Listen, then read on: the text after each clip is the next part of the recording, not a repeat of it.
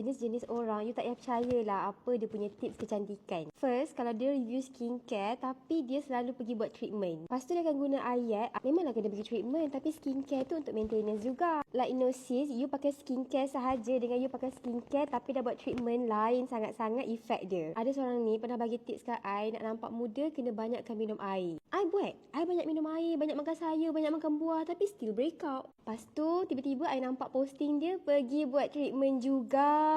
Macam I ambil skincare review tapi I betul-betul try kat muka. Ni lah efeknya, try dekat muka. Tak berkesan, I return. Doakan kulit I okey balik. Teruk gila weh, sakit.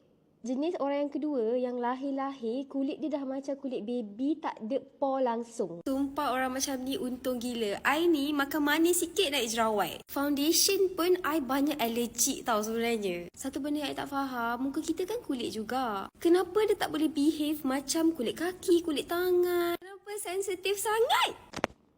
Hey.